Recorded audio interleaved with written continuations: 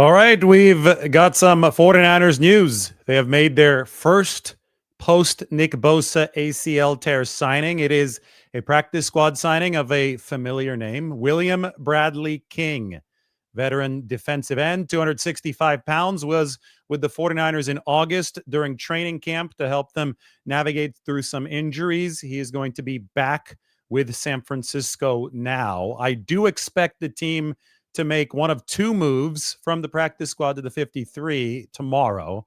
It's either going to be Robert Beal Jr. from the practice squad, promoted full-time, or Trevis Gibson, the veteran defensive end who is on that practice squad for San Francisco. So William Bradley King will effectively replace one of those two players on the 49ers practice squad. That is my prediction, just looking at the larger scope of things. San Francisco also worked out three safeties today. One of those safeties is Shilo Sanders. That is Coach Prime's son, Shilo Sanders. He was with Tampa Bay over the course of training camp, was cut, played for South Carolina, Jackson State, where Dion coached, and then Colorado, where Dion obviously coaches. I'm looking at the 49ers roster right now, and unless there's a new injury that we're going to find out about tomorrow, the 49ers are not looking to replace anyone at safety. However, it is worth noting that they've got an open practice squad spot. So it's Shilo Sanders. It is Jalen Mahoney, the former 49ers safety who's been with the team a few times now. He most recently was with San Francisco over the course of training camp. And it is Brandon Joseph, a safety out of Notre Dame, who worked out for the 49ers today. So to help you understand and see how this is all working for the 49ers, we can open up the 90-man depth chart. And I've already actually predicted one of the moves. I added a new color code here. Anything that is color-coded in orange, that is a predicted move. I think they're going to move Robert Beal Jr. or Trevis Gibson, but for now, we will predict Beal from the practice squad to the 53. They are officially going to sign William Bradley King. Maybe we have to wait until tomorrow for that to be an official thing. But then when you see both of those moves happen, and you combine it with the fact that Demarcus Robinson is going to be activated off the suspended list in time for practice tomorrow, the 49ers will have filled up their 53-man roster, and they will have 16 of 17 possible spots filled on the practice squad. So I think that's where the potential Shilo Sanders signing comes in. They worked him out today. It's probably more likely that the 49ers sign a familiar face in Jalen Mahoney to the practice squad. So why don't I predict that right now? Why don't we put Jalen Mahoney into the 49ers practice squad? Why don't we highlight it in orange? Oops, that's the wrong one. I need to highlight the text background, not the text itself. There we go. So my predictions are Beal to the 53, Mahoney to the practice squad. As you can see there, predicted move, not actual move. That will fill out the 53-man roster and the 17-man practice squad for the 49ers. All right, so that's the new signing in the whole Bosa saga. Earlier today, I talked about Trey Hendrickson. I talked about Kayvon Thibodeau. We can talk about any potential trade. Realize that there is no team in fire sale mode after 3 games. It is September 23rd right now. If the Bengals, who are currently 2-1, by the way, it's not like they're a losing team at this moment, even though Joe Burrow is hurt. If the Bengals decide that they're going to go into fire sale mode and they say, okay, well, Trey Hendrickson's 30. We only have him under contract this year. We have been unable to strike a long-term deal. Let's ship him out. Let's ship him out of here. If the Bengals say that, then it's probably not going to happen until some point in October. I would say the same thing with Kayvon Thibodeau and the Giants. They're at least going to give Jackson Dart an opportunity to show that this team could surprise and contend this year. But it's just too early in the season to expect fire sales at the most valuable position. But the trade deadline is November 5th. And at some point before then, opportunities will heat up. The 49ers, for example, in 2022 traded for Christian McCaffrey several weeks before the trade deadline. I think 3 weeks before the trade deadline. And that happened because it was clear that the Carolina Panthers weren't going anywhere. It's very possible that some of the teams right now who are potential sellers will become definite sellers over the course of the next few weeks. The timing actually works out for the 49ers because they need to determine what exactly they need at that edge rushing position that's vacated by Nick Bosa. Bosa has led the NFL in pressures since 2019. He's one of the best players in all of football. He impacts the game even when he is not impacting the stat sheet. Obviously, the 49ers will need to somehow, some way pick up that slack. I've talked about the multiple ways that for sure need to happen. Offense is going to need to heal up and deliver top 5 efficiency. I've talked about the smoke and mirrors that Robert Saleh is already employing and may even intensify moving forward. I've invoked the example of the 2020 49ers, who finished number 6 in defensive DVOA under Robert Saleh after losing Nick Bosa to an ACL tear. So there's all these great data points and examples and guidance principles for the 49ers to use. I absolutely get all that, but it may also ultimately come down to, after a period of determination for San Francisco, the need to acquire more talent, because Bosa is just that good. You can try to pick up the slack every which way at different positions, and you could probably pick up a lot of it. We've seen Super Bowl winners. 3 of the last 7 Super Bowl winners have not had a top 10 defense by DVOA. They've been number 12 to 14. So, I mean, the 49ers could do all that, still be in good position. But if a good opportunity presents itself to pick up a player at the second most valuable position in football, which is edge rusher, then San Francisco would be foolish to not pursue it. And if they improve to 4-0 on Sunday against Jacksonville, then they really might owe it to the locker room to really investigate every opportunity that they have. The thing is that the opportunities may not truly materialize until October, when more teams are in fire sale mode. Anyway, with that all in mind, we need to talk about money. And we need to talk about the fact that the 49ers took out an insurance plan against the salary cap on Nick Bosa's contract that can rebate them about $7 million on the cap. And that is significant because every million counts. The 49ers have been spending a lot of money. They are again in the top 3 of cash spending in 2025. And that's because they spent a ton on re-signing their A-list players over the course of this offseason. The 49ers financial planning is such that they carry cap space over that's not used from season to season. You can see where their situation for this season stands right now. I keep really detailed track of this.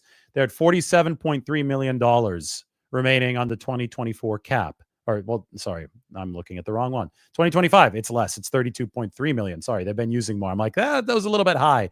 I keep track 2024. I keep track in 2025. 2026, I haven't really filled out the sheet yet, so don't look at this and treat it as gospel. I know that it says $335.6 million, but that's because I don't have prices for guys like Purdy, McCaffrey, Bosa in 2026. 2025, though, $32.35 million by my tally. Now, this doesn't mean that the 49ers have $32.35 million to spend. Why? Because whatever they don't use is going to be carried over to 2026. And whatever they don't use in 2026 will be carried over to 2027. Costs are going up every year. Brock Purdy's contract right now has a very small cap hit, something around 10 million, maybe even less. Those cap hits are going to skyrocket above 30, above 40 million in future years. So you can see how the 49ers need extra money now to carry over into the future to keep things sustainable.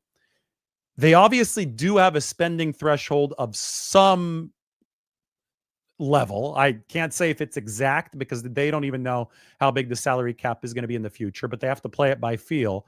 They have a spending threshold now of what they're comfortable forking over for players in the near term so that they can stay sustainable in the long term. The question is, where is that limit? Because they've already spent, again, the top 3 amount of cash over the course of this 2025 annual fiscal year.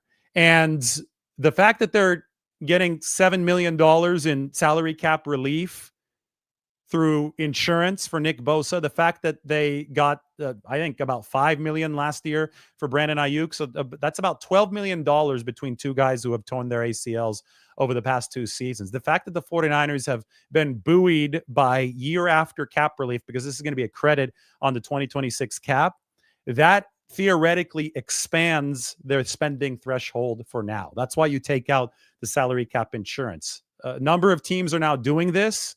Not everybody does it because it costs a little bit more money. The teams who are really cheap don't take out salary cap insurance, but the teams who are really interested in competing on a year in, year out basis, they will take out that cap insurance so they are not crippled under the NFL's limit by injuries like the ones that the 49ers saw to Brandon Ayuk and Nick Bosa. So we can say $7 million is going to be added to the 2026 limit for San Francisco.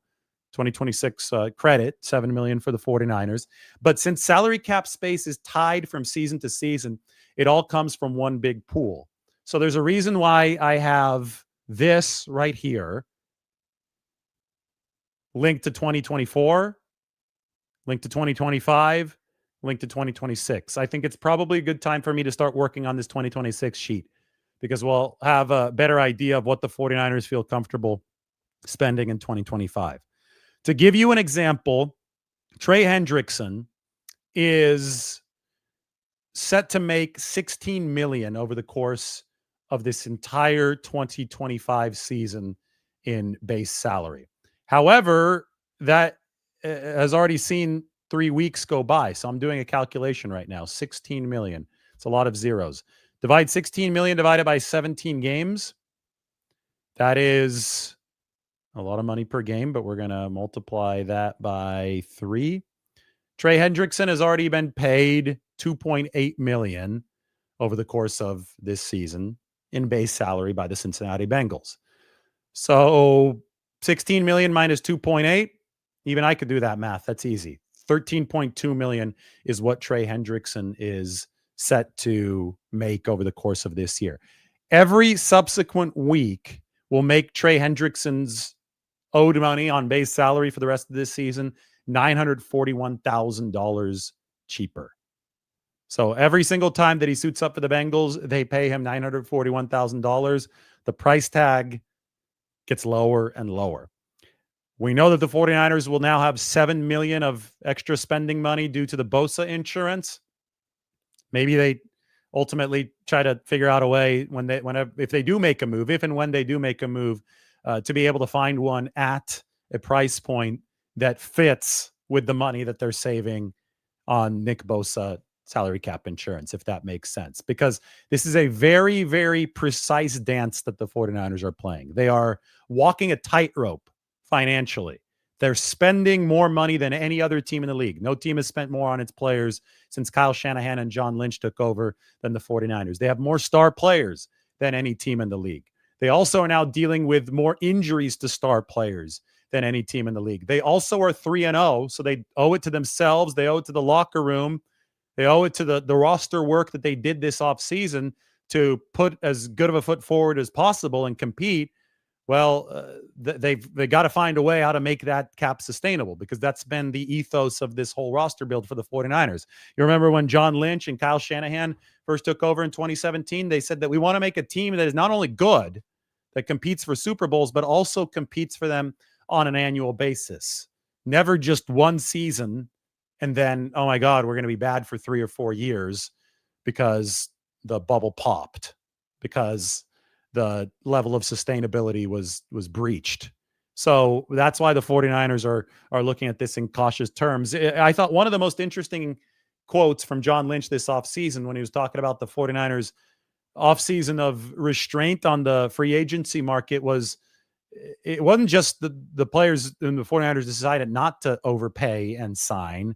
It was also the fact that they decided not to re-sign some guys, that they didn't get into the upper reaches of a bidding war for multiple players over the course of this offseason. And it was very clear that the 49ers were going to do that entering free agency because we talked to John Lynch at the NFL Combine in Indianapolis, and he said that, it's tough when you're personally attached to some guys like Dre Greenlaw, like Talanoa Hufanga, like Charvarius Ward. It's tough to say, we're not going to pursue you to the level that other teams are financially going after you. But John Lynch said, I think that some good can come out of this for the roster because this is a young man's sport. Obviously, it's a young man's sport where you benefit from experience. So you have to find that mix of both. But when you're looking to get younger, healthier, hungrier, better on run defense, That was the big key for the 49ers on that side of the ball. Sometimes it's going to very directly overlap with getting cheaper because players on rookie deals, that's the ultimate cost control in the NFL. So that's exactly how the offseason worked for San Francisco. They were able to reinvest a lot of their money into the A-list players, and they were able to get hungrier, younger, and cheaper at some of the B-list positions. And now they could move forward with a certain amount of spending flexibility. They definitely built some in because they always like to build some in for trades. The 49ers have made a trade in every single season of Kyle Shanahan and John Lynch except for 2018.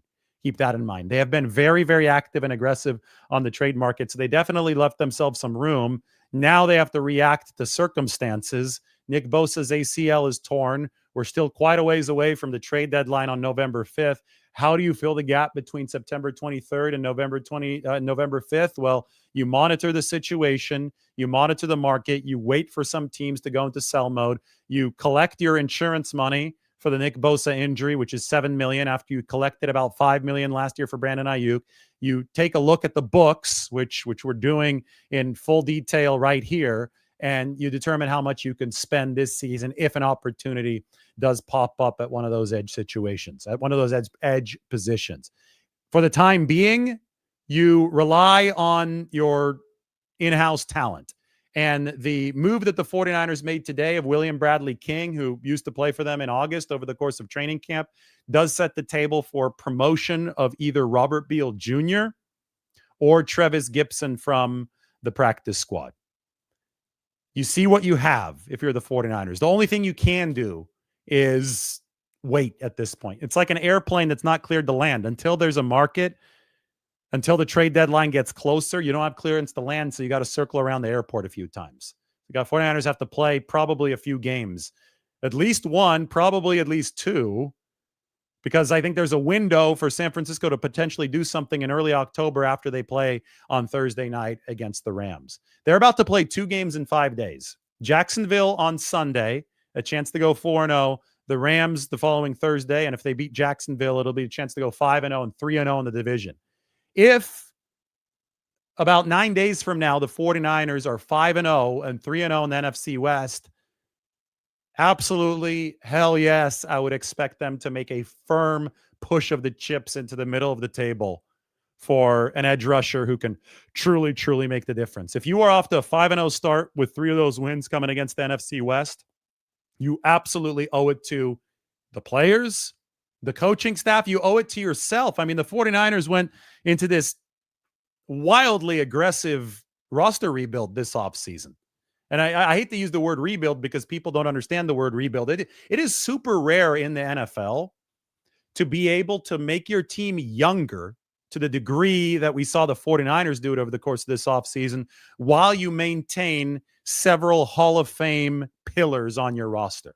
So the 49ers simultaneously got younger, but they didn't get less experienced at the A-list foundational positions. We could look at the roster just to illustrate all of this. I've already moved Nick Bosa over to the 49ers injured reserve list, so unfortunately his name is no longer in there. But you've got foundational pillars at all of these positions. Even, I got to get Brock Purdy back in there. We'll take the injury shading off. We expect him back this week, but Purdy at quarterback, Christian McCaffrey at running back. They really would love if Brandon Ayuk stepped into being a foundational pillar at receiver, but if he doesn't, I think Ricky Pearsall. I mean, if Ricky Pearsall goes for 1,600 yards this year, let's call Ricky a foundational pillar. Screw it. We're going to call Ricky Pearsall a foundational pillar. They have one at receiver. They have one at tight end. George Kittle, though, is currently on injured reserve. They have Trent Williams. Colton McKivitz is really blossoming. Bosa, the guy at the defensive line, and now you've got to make contingency plans, and we'll talk a little bit about Bryce Huff in a bit, but you've got to make contingency plans along that D line since he has torn his ACL. Warner at linebacker, Lenore at cornerback. I mean, that is a lot of A-list talent that the 49ers have, all while they're able to pump in young rookie talent over the course of the past 2 seasons and also acquire young talent via trade like Bryce Huff to fortify this roster. So the mix of the two is what has allowed the 49ers to be 3-0 right now. This is why they're defying the odds of all these injuries. They have actually struck a very great chord, mixing the premier veteran talent with the youth infusion. Last year, the 49ers were too old. They were too slow. They were too injured to overcome. They weren't well coached enough either on the defensive side of the ball. And I personally think that Kyle Shanahan did not have his fastball last year. I think it's human nature. Like you're tired after several deep playoff runs. You're physically tired. You're mentally tired. We saw the weight of all that pressure and fatigue come crashing down on the 49ers last year. One of the best examples of the strain that the 49ers were under in 2024 is the game against Seattle in week 10. When Nick Bosa was in there before he got hurt, Seattle was averaging like 3.8 yards per play. It was terrible. They weren't doing anything. Absolutely nothing for the Seattle Seahawks. Then Nick Bosa got hurt, and all of a sudden Seattle ripped off like 7 yards of play. They came back. Geno Smith led them right down the field, and they beat the 49ers. The 49ers were not insulated at all in 2024 against the potential catastrophic loss of an A-list player. Brock Purdy got hurt, missed 2 games. They went 0-2. Nick Bosa got hurt. They immediately fell off of a cliff defensively. Brock Purdy's gotten hurt here in 2025, and they've gone 2-0. Nick Bosa got hurt early in the game against the Cardinals, and they still held Arizona to 13 points. Because remember, 2 of the points came via safety, so shouldn't count against the 49ers defense. There's countless other examples of resilience that the 49ers are showing in 2025 that they didn't show in 2024. So they owe it to themselves because of how they've constructed this roster. I mean, they have put a lot of care into finding the right balance between youth and the veteran pillars who they've invested a ton of money in. They've spent a lot of money already on this roster. I feel that they owe it to themselves to see this thing through, especially if they start this season 5-0 with 3 NFC West wins. And I'm not saying they're going to be favored in LA. They're favored this weekend against Jacksonville. 3-point favorites against a Jaguars team that should not be taken lightly. Jacksonville is actually the number 2 defense after 3 weeks by EPA per play. I want everybody right now to go ahead and head over to the San Francisco Standard. I've got the big piece on 49ers grades from the Arizona game, an epic battle that the 49ers were able to win. That is available for you on the Standard, so go ahead and check that out. We talk about Bosa salary cap relief and the potential of the 49ers going and adding at defensive end. And of course, today they added William Bradley King for the practice squad, and we'll see the expected temporary, or I shouldn't say temporary. We should say it's not going to be an elevation. It's going to be a promotion in all likelihood for either Robert Beal Jr. or for Trevis Gibson. So the 49ers are already moving to at least fortify the depth of the room to put themselves in that holding pattern until other potential opportunities arise. But we should talk about who they actually have at the top of this depth chart right now, and it's Bryce Huff. And Huff has been playing so well for San Francisco that it's really impossible to ignore. I mean, I know that I love giving you this particular chart. Let's get this up on the screen. Hold on. Yeah, here we go. I know that this has been a good way to illustrate what Bryce Huff has been able to do for the 49ers, because we see it on a week-in, week-out basis. He's getting very, very close to opposing quarterbacks, and that's exactly what you want when you're talking about pushing the pocket. But he's ranked amongst the top 5 edge rushers in all of football in terms of pass rush grade. He's ranked just behind Trey Hendrickson himself in pass rush win rate so far this year. I mean, Bryce Huff is playing the best football of his career. He's playing 3-down football when called upon too. He's ranked number 22 in run defense grade. That's step 1 in picking up some of this Bosa slack. Mykel Williams is step 2 in picking up some of the Bosa slack. Mykel Williams has seen his pass rush win rate infinitely increase over the first 3 weeks. He didn't win anything week 1 against the pass. And at the time, the thought was, okay, as long as he's a good run defender, that's enough for the 49ers. But he won 20% of his pass rushes this past week against Arizona after winning like 7% in week 2 against the Saints. So all 3 of the rookies, Mykel Williams, Alfred Collins, CJ West, they got in on that one pressure that was nearly a safety against Kyler Murray. So when I talk about a fluid situation and I talk about upward mobility for the 49ers and, the fact that you had an idea of what they had in 2020 after Nick Bosa went down and Robert Saleh had to work some miracles along with Chris Kasarik to get Kerry Hyder Jr. to 8.5 sacks, and the 49ers kept the number 6 defensive ranking even without Bosa. I mean, that was Robert's finest hour, what he was able to do in 2020. I think that he's got more potential this year, more moldable clay this year, because this is such a young unit relying on so many new pieces. I mean, let's go back to the 49ers depth chart. Let's just see how this is constructed versus years prior. I like to put the rookies in green and the new additions in teal. So I'm just zooming in on the defense itself. Obviously, Bosa's no longer there. It's a gaping hole. Nobody highlighted in the A-list pillar for the defensive line. But Mykal Williams, new guy. CJ West, thumb surgery today, by the way. There's a chance, though, that he's back for the game this weekend. New guy. Alfred Collins making progress for the 49ers. In the 49ers grades piece right here, we have Alfred Collins' snap count for the game. 31 snaps for Alfred Collins.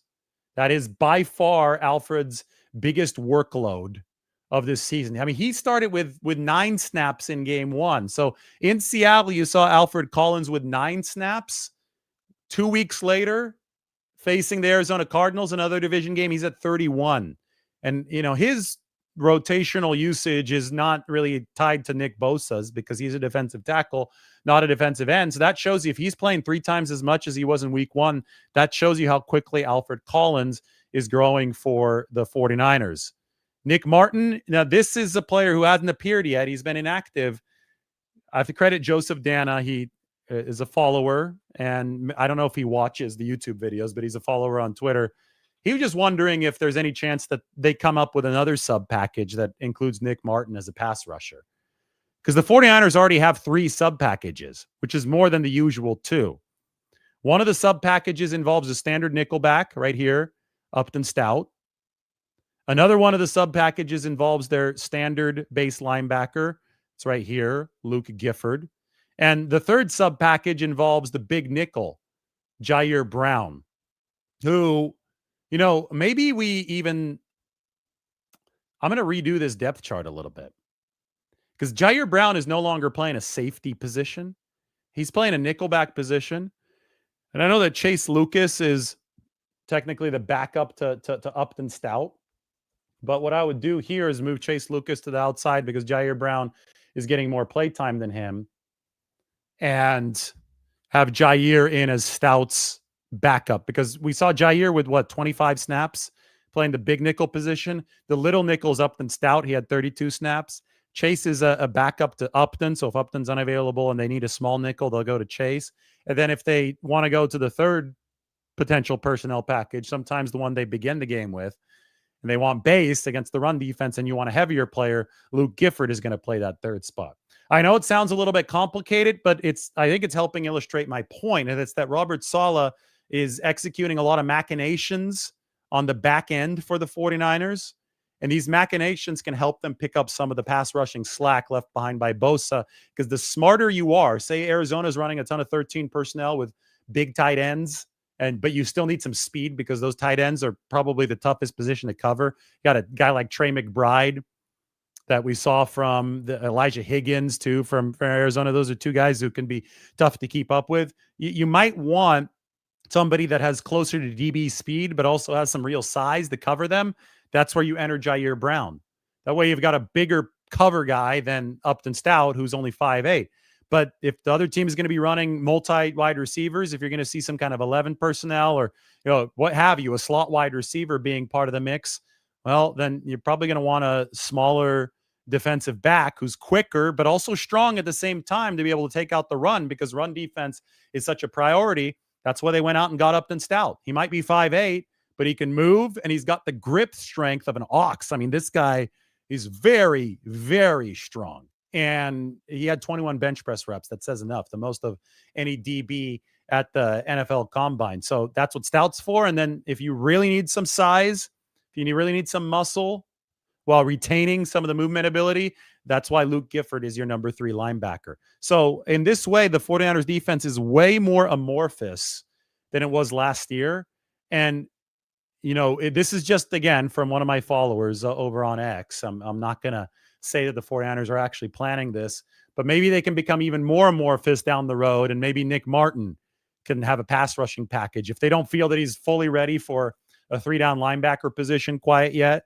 But they get to the point where it does make sense to activate him on game days because guys are going to get hurt. There's going to be attrition, and they really like him for special teams, and he's already up for special teams with that size speed combination because he's strong. I mean, he's a lot like Upton Stout in that, brings real muscle to the table. Nick Martin had the most bench press reps of any linebacker at the combine, 26. And he could blitz. He's explosive. We saw him grow as a blitzer over the course of the preseason. Maybe they've got a 4th sub package with an extra pass rusher that Robert Saleh can utilize. All I know is that this is an all hands on deck time. It's time to be as creative as possible. Saleh's already been very, very creative over the course of the first 3 weeks. We saw it into training camp too, but the aggressiveness of the blitzes on 3rd down, the intelligence behind some of the blitzes. I mean, the way they cut off Kyler Murray's passing lanes with Fred Warner and his big 6'6" frame. All of this that the 49ers have put together over the course of the first 3 weeks indicates that Robert Saleh probably is not done yet when it comes to how he views this defense and how he views the different permutations of what the 49ers can run. All right, I was not able to take any questions earlier this morning, but I'm happy to take them now. I know I talked about the new signing. I know I talked about my predicted moves for tomorrow. I know I've talked about the Trey Hendrickson trade, the potential Kayvon Thibodeau trade. I know that I've talked about Nick Bosa's salary cap insurance and the relief that can help San Francisco pay for a trade. I don't know what I haven't covered, but go ahead and ask your questions and I will try to cover it. Got one super chat in here. I don't know why CJ Gardner Johnson was released, but he might command a little bit of money. It's probably going to be more than a veteran minimum. And the 49ers will only get a player who they feel, especially if they're paying more than the minimum, who they feel would firmly unseat a problem on their team, right? Who can upgrade San Francisco's roster. And I don't know if that exactly is the case because they're running a pretty delicate combination of youth and potential and speed on the back end. This is the fastest defense the 49ers have ever had. So we can't just say, oh, they're going to sign every single free agent who becomes available.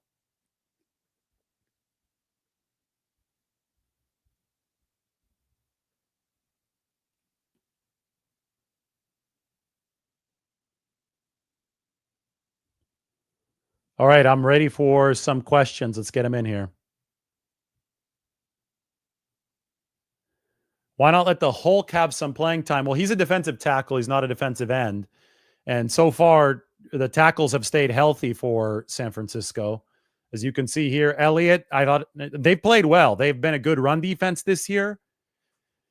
I think they've actually generated some pass rushing juice. The rookies, Alfred Collins and CJ West, are both definitely coming along. If CJ can't go this week, they still haven't kicked the tires on Jordan Jefferson, whom they picked up off of waivers from Jacksonville, of all teams. And they're playing Jacksonville this weekend. So I think Jordan Jefferson, he's a second-year guy. He's actually further up in the pecking order than the Hulk, Sebastian Valdez. But at some point this season, I think they're going to need Sebastian Valdez. It's just the way that football works. So 49ers fans should know better than anybody that there is injury attrition. So I would just be patient on that front.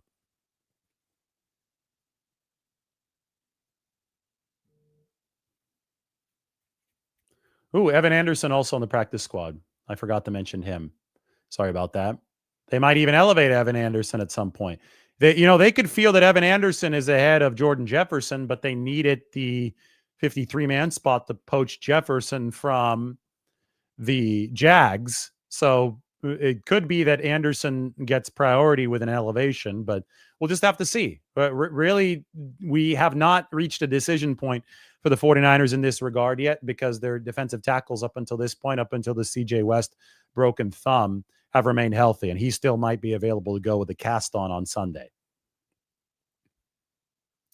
What would I give up to go get Trey Hendrickson? I think that Tim's idea, and I put it up there, this is on the San Francisco Standard or earlier, conditional trade would be something that might be necessary for both sides.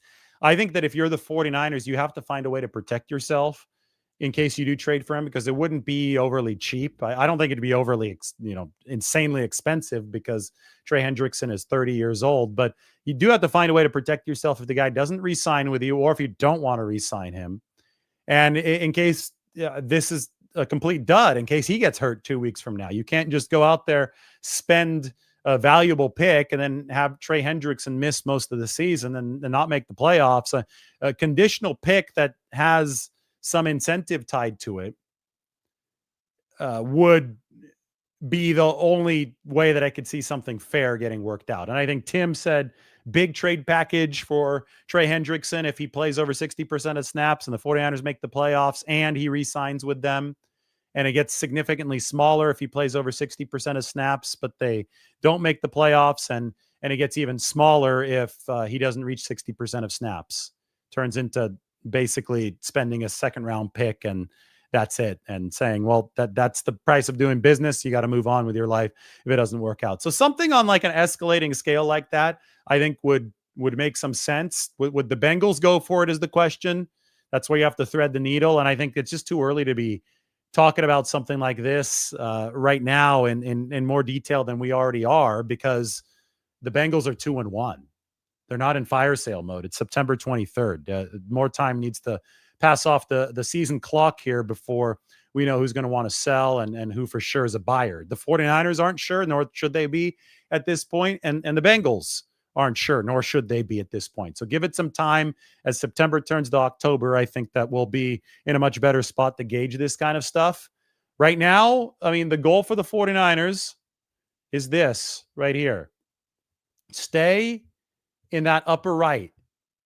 This is the DVOA chart. Move further to the right. That better offense as they get healthier with Demarcus Robinson and company coming back. You can move further to the right. See if you can keep the defense at around the same level, even if the defense drops. But you move further to the right, then you stay in the same kind of tier. You become the Rams, essentially, if you're the 49ers. Better offense so far for the Rams, worse defense than San Francisco. Normally, I show you the tier chart that has the diagonal lines. You can kind of imaginarily draw the lines in for yourself this time.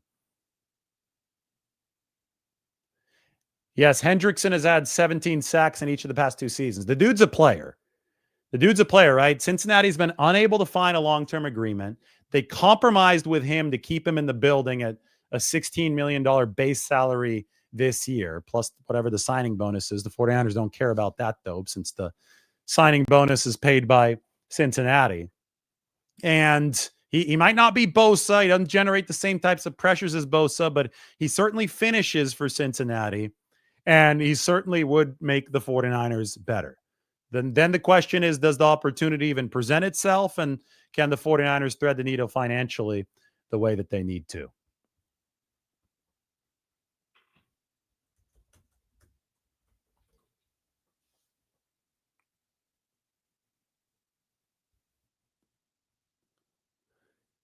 Is Purdy playing this week? I think it's likely, but it has not yet been confirmed.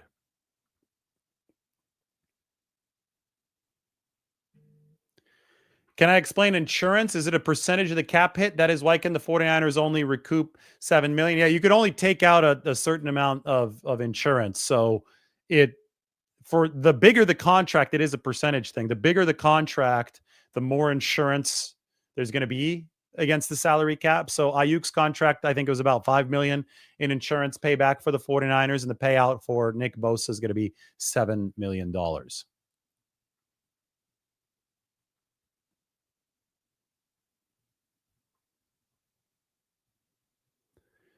J49 asks, is Mac playing on the knee?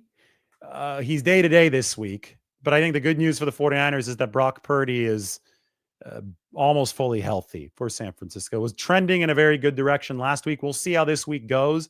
But it may be one of those situations where Mac gets banged up, but Purdy comes back. And it's a good thing that they have 2 good quarterbacks. Not a lot of teams can say that, but 2 good QBs for San Francisco. I want to take a minute here to thank our sponsor Harry's razors. These things are awesome. As you could tell, I'm now cleanly shaved after Magic. I did a show earlier this morning talking about Kayvon Thibodeau and Trey Hendrickson, and I said I need one of these razors. Well, I got one of the razors, and it worked. But you talk about the ones that don't work, the dull blade and irritates your neck, and $20 for a pack of 4 refills. Forget about that. You've got to go with Harry's. Each razor has a weighted ergonomic handle that gives you total control. No more slipping or awkward angles. It feels premium in your hand, balanced for a smoother, steadier shave. For a limited time, our listeners can get Harry's trial set for only $8 and a free gift at harrys.com/Lombardi. Just head over to harrys.com/Lombardi to receive our exclusive discount. After you purchase, they will ask you where you heard from them. Please support our show and tell them that we sent you. Again, harrys.com/Lombardi. Would very, very much appreciate if you go support Harry's. They are the sponsor for this particular show. Going back to the Q&A.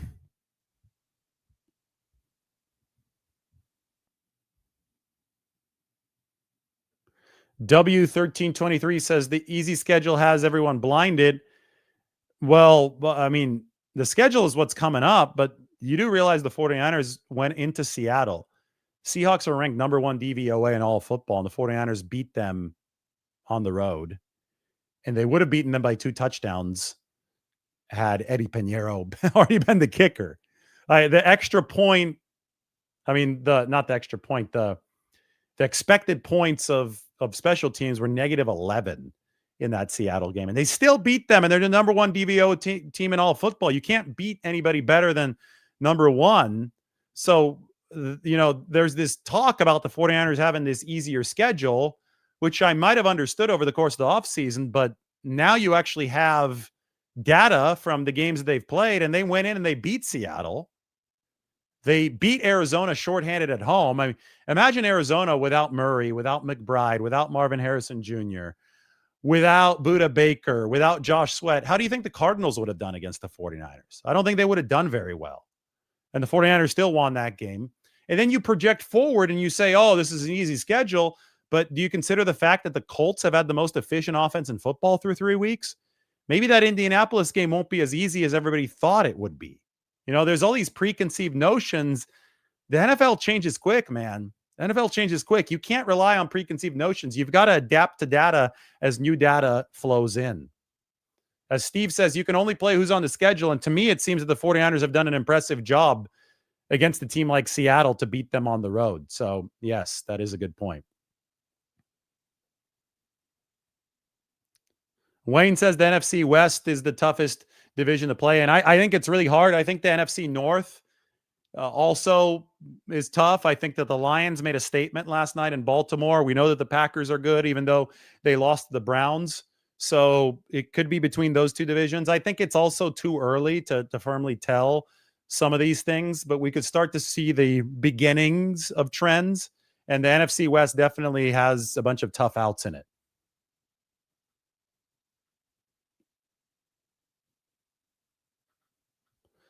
Kevin also has a good point. Easy schedules relative. They are all NFL teams. Yes, I think a lot of people watch college on Saturdays and then try to apply the same rules to the NFL on Sundays. Doesn't work. Every single guy on these NFL teams was the best player on his college team. All right, everybody, thanks for watching. Go ahead and hit that subscribe button. And while you're at it, go sign up for the San Francisco Standard. I've got grades on every single 49ers position group right here up on the Standard. I mean, this is as in-depth as it's going to get in terms of 49ers coverage. There's Bosa, there's Huff, there's the DVOA chart. This is the best, most in-depth 49ers coverage there is. We even have all-time field goal percentage down at the bottom. Every single corner of the 49ers roster covered on the San Francisco Standard. So if you want the strategy behind what they're actually doing instead of all the stupid gossip that you hear out there, if you want people telling you about the exact salary cap insurance and how those mechanisms work, read us on the Standard. Keep on watching these videos. I appreciate your patronage. Go check it out. I am linking this article in the description and in the comment section. So I'm going to pin it at the top. And if you sign up for the Standard, You might have a prize. Yeah, we got an exciting thing coming up. We might have prizes more often for people, and we might have a competition that we can host often with people, especially for members. So sign up for a membership on the YouTube, on the Standard. We will talk to you all very soon.